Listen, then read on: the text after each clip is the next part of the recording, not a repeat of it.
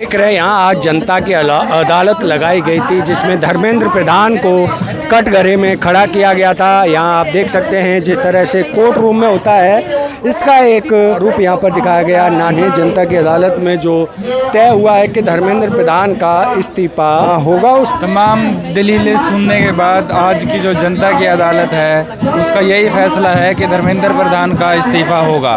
धर्मेंद्र प्रधान पर आरोप लगे हैं, कटघरे में धर्मेंद्र प्रधान को बिठाया गया है और उनका केस लड़ने वाली वकील है जो इनके पास सब डिटेल है। क्या कहें? हमने यहाँ पर 13वें दिन इस मरी हुई शिक्षा व्यवस्था की 13वीं निकाली। उसके बाद हमने पीएमओ ऑफिस में आरोप पत्र दिया, चार्जशीट दी कि 23 सिद्ध प्रमाण है हमारे पास कि इन्होंने किस किस तरीके से धोखाधड़ी करी है स्टूडेंट्स के साथ। NEET paper leak, CBSE OSM 2026, इस देश में परीक्षा से लेकर शिक्षा तक जो पाइपलाइन है जगह जगह से फटी हुई है। एक तरफ परीक्षा लीक हो रही है और एक तरफ छात्र लीक हो रहे हैं शिक्षा व्यवस्था से। तो यहाँ से हम ये पूछना चाहते हैं कि इनको तो बड़ा ज़ोरों शोरों से विश किया 26 जून को इनके जन्मदिन के दिन, पर जो छात्र इसी आंदोलन के दौरान 20 से ऊपर छात्र अपनी जानें गंवा चुके हैं, जो अपना अगला जन्मदिन नहीं मना पाए, उनकी ज़िंदगियों के साथ न्याय कौन करेगा?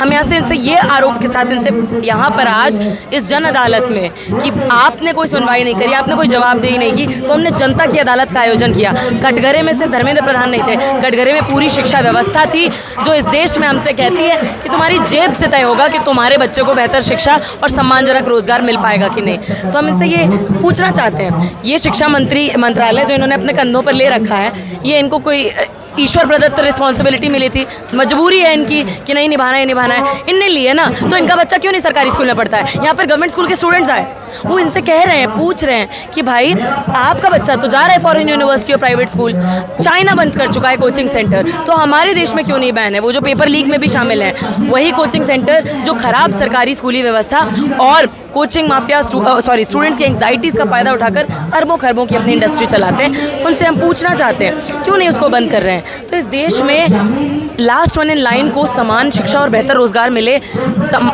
शिक्षा मिले, उसका संघर्ष बहुत लंबा है। उस संघर्ष में ये एक महत्वपूर्ण कड़ी है, ये जो आज हमारा चल रहा है 23 दिन से इंडेफिनिट सिट इन।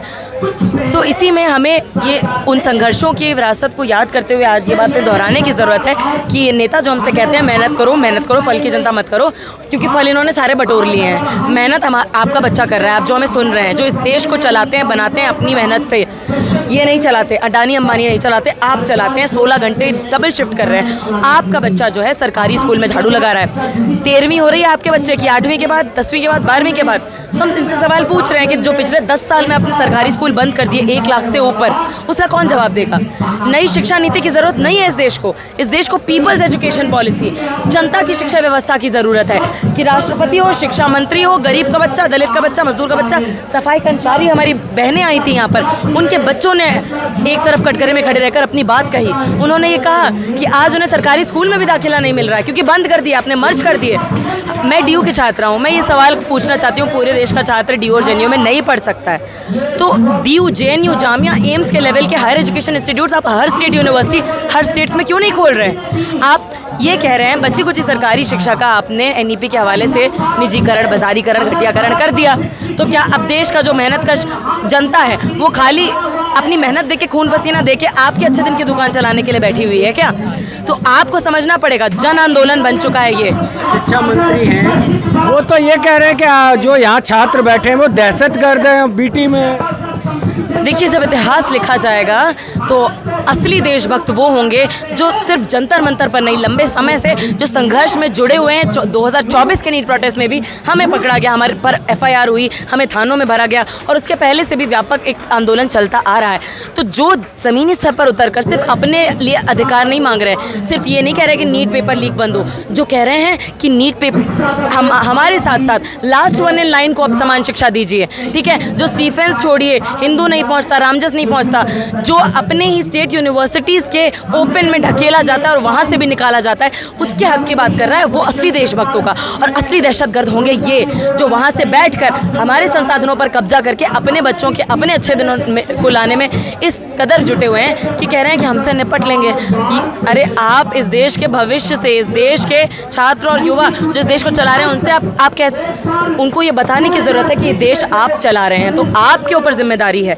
हमें व्यवस्था ऐसी बनानी है कि नेताजी हटें, दूसरे आएँ, एक सरकार जाए दूसरी आए। नेता अच्छे हो सकते हैं, सरकार किसी की अच्छी हो सकती है, बुरी हो सकती है, तंत्र ऐसा बनाना है वो भेदभाव नहीं करे। हमारी शिक्षा नीति ऐसी हो कि राष्ट्रपति हो या मजदूर का बच्चा हो, सबको समान शिक्षा वो तंत्र दे कि नेताजी आज इनके हैं, आज कल किसी और पार्टी के हों, ठग एजेंसी कोई भी आ जाए, नीति भेदभाव नहीं करे, व्यवस्था भेदभाव नहीं करे। 60 साल से ऊपर नहीं लगा दे कि एक राइट टू एजुकेशन लेके आएंगे, वो भी 60 साल के बाद केवल 8वीं तक। शिक्षा से बहुसंख्यक छात्रों युवाओं की 13वीं ना करे। ये जिम्मेदारी आपकी है।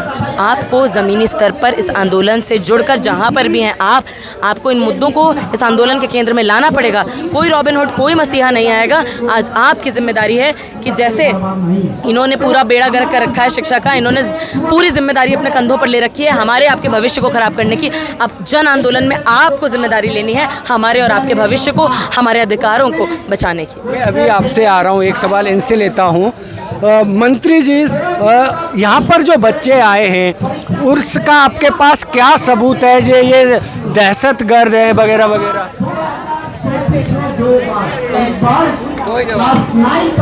मोदी हैं तो मुमकिन है, जवाब तो दीजिए। क्या मोदी मेरा भगवान है? भगवान है तो फिर कैसे काम चलेगा? लोग आज भूख हड़ताल पर बैठे हैं। हम विश्व गुरु हैं, विश्व गुरु बन रहे हैं।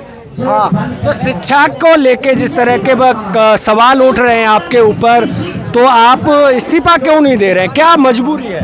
हमारे राज्य में इस्तीफा नहीं होता भाई, इस्तीफा नहीं होता है, नहीं होता है। तो जिम्मेदारी फिर किसकी बनेगी? किसी की जिम्मेदारी नहीं है भाई, जिम्मेदारी नहीं है तो जिम्मेदारी नहीं है। एक तरह वकील साहबा क्या कहेंगे? वो तो कह रहे हैं कि हमारी कोई जिम्मेदारी नहीं है, हम तो ऐसे इस्तीफे नहीं होते हैं। आप हर साल जो चुनाव के समय आप चिंगार के आते हैं, उनको याद दिलाइए पिछले आम चुनाव में महज 36% लोगों ने आपको वोट दिया है। 63% लोग आपको हटाना चाहते थे। तंत्र हमारा ऐसा है कि बहुसंख्यक जो युवा और छात्र हैं और न्याय पसंद लोग हैं, इसी देश के नागरिक हैं, आपको हटाना चाहते हैं, फिर भी आप बने रहते हैं। तो वो जिन्होंने वोट दिया, हम विश्वास के साथ कह सकते हैं वो भी त्रस्त हैं। उनके भी बच्चे नीट और नेट में पेपर की धांधलियों से परेशान हैं, उनके भी बच्चे वैकेंसियों में धांधलियों से परेशान हैं। तो उनको याद दिलाइए कि जो आपने कुर्सी को अपना निरंकुश शासन समझ रखा है, इसको छोड़िए। आप देखिए, अब इस जन आंदोलन की जिम्मेदारी जनता के कंधों पर है। हम यही कहेंगे आपसे कि जब अकाउंटेबिलिटी उनके लिए आउट ऑफ सिलेबस हो गई है, तो जन आंदोलन को हमें अपने सिलेबस में शामिल करना पड़ेगा। आज नहीं बोलेंगे, बहुत देर हो जाएगी। ये लड़ाई सिर्फ नीट पेपर लीक की नहीं, ये लड़ाई आपके हमारे बच्चों के भविष्यों की पीढ़ियों को बचाने की लड़ाई है। ये लड़ाई है कि उनके सपने नहीं मरते रहें, कि इसी व्यवस्था में भरसक मेहनत करने के बाद, पूरा अपना खून पसीना देने के बाद भी वो इसी व्यवस्था में सस्ते मजदूर ना बने रहें, उसकी ये लड़ाई है। अब हम बात करेंगे इस पूरी कार्रवाई पे क्या हुआ है, जज साहब से पूछेंगे। जज साहब, इतना सब कुछ चल रहा है और धर्मेंद्र प्रधान का इस्तीफा मांगा जा रहा है, तमाम दलीलें सुनने के बाद आज की जो जनता की अदालत है उसका यही फैसला है कि धर्मेंद्र प्रधान का इस्तीफा होगा। क्योंकि देश के अंदर हम देख रहे हैं जो दोहरी शिक्षा प्रणाली चल रही है, एक तरफ बड़े बड़े प्राइवेट स्कूल है, एक तरफ सरकारी स्कूल है, जिनके हालात खस्ता हालत है आज। और वो खस्ता हालत के स्कूल जो सरकारी हैं उनको भी कम संख्या में, अगर उनको देखा जाए तो 1 लाख की संख्या में ही सरकार ने बंद करने का काम किया है, जिनमें गरीब परिवारों के बच्चे पढ़ते थे। तो इन मुद्दों को देखते हुए धर्मेंद्र प्रधान का इस्तीफा इस जनता की अदालत ने तय किया। जनता की अदालत ने तय किया है इस्तीफा, तो लग रहा है इस्तीफा जनता की अदालत ने किया, लेकिन सरकार की तरफ से तय नहीं हो रहा है।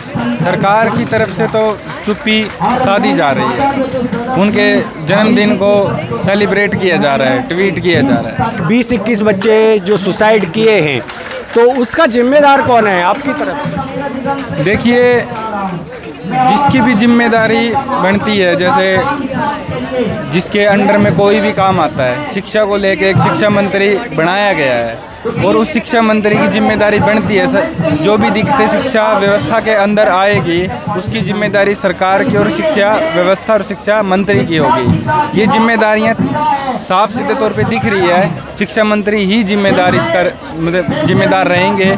और जो 22 लोग बच्चे जिन्होंने सुसाइड किया है उनकी जिम्मेदारी साफ सीधे तौर पे एजुकेशन मिनिस्टर और हमारे पीएम की बनती है। आप क्या कहेंगे आज जो जनता की अदालत में जो फैसला लिया गया है उसके बारे में आपका क्या कहना है? हम तो यही चाहते हैं कि ये जो है इस्तीफा इनको देना ही चाहिए। अगर ये इस्तीफा नहीं देंगे तो और भी बच्चों की ऐसी ही मौत होती ही रहेगी। उन्होंने जो भी मतलब कि सुसाइड जो उन्होंने किया है और ये आगे भी हो सकती है। इस्तीफा अगर ये दे देते हैं तो ऐसा होने से रुक भी सकता है। हमारी शिक्षा कितनी ज़्यादा मतलब कि ख़राब हो रखी है। स्कूल में टीचर्स अवेलेबल नहीं होते हैं।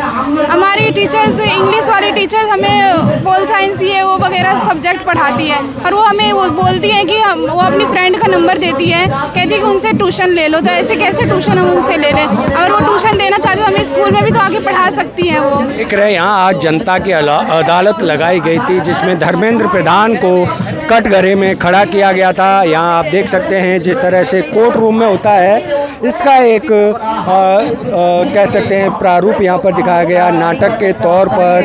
ये जंतर मंतर पर जो अदालत है वो दिखाई गई है। आप इन तस्वीरों में देख सकते हैं जंतर मंतर का ये नज़ारा है। इस समय यहाँ पर ये तस्वीरें हैं जनता की अदालत में चीज़ें की गई हैं। जनता की अदालत में जो तय हुआ है कि धर्मेंद्र प्रधान का इस्तीफा होगा उसको लेके यहाँ पर आज नाटक पेश किया गया था जनता की अदालत। तो जनता की अदालत में धर्मेंद्र प्रधान का इस्तीफा तय किया है, मुजरिम साबित किया गया है। जनता की अदालत में जो एक नाटक के तौर पर प्रस्तुत किया गया था। आप देख सकते हैं धर्मेंद्र प्रधान को कटघरे में बिठाया गया है और साथ में प्रधानमंत्री नरेंद्र मोदी का भी फोटो भी साथ दिख सकता है। धन्यवाद।